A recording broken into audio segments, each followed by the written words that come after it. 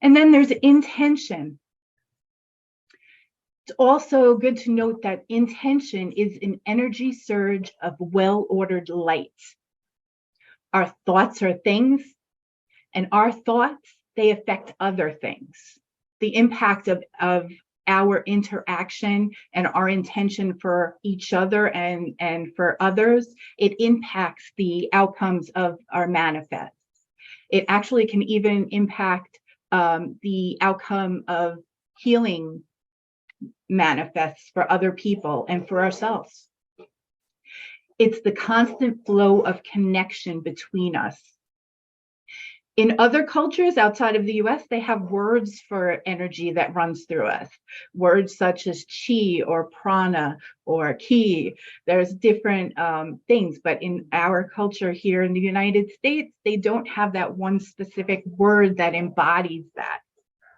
I think it's also, it's something to note and something that Laura told us.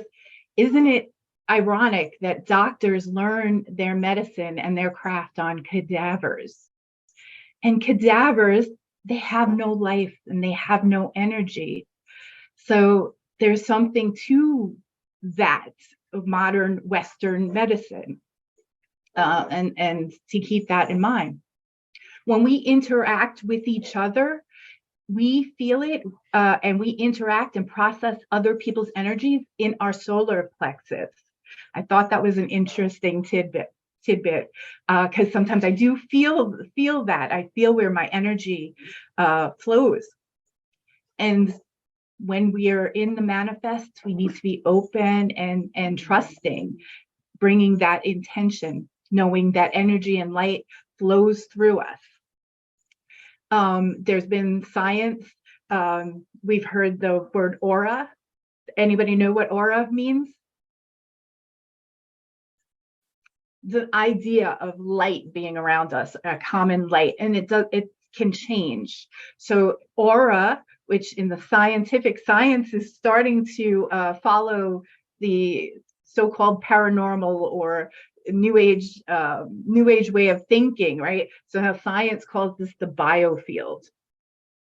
So sometimes we're either likely to pick or gravitate towards certain colors.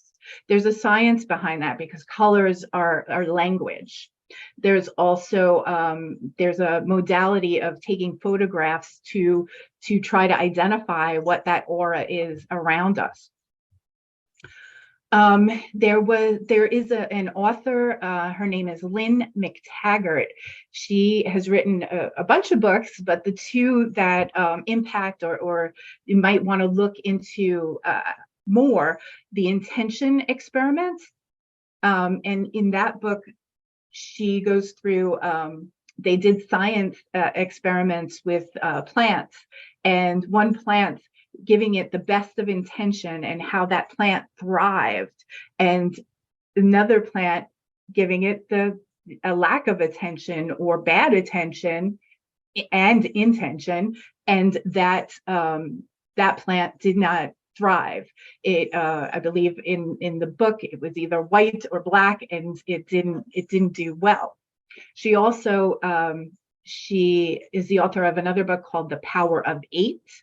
And in that experiment, or in that book, she explains how they grouped people in groups of 8, and they held intention for each other. And as they held the intention for each other, how powerful that was for the manifest, and they documented that. So science is catching up.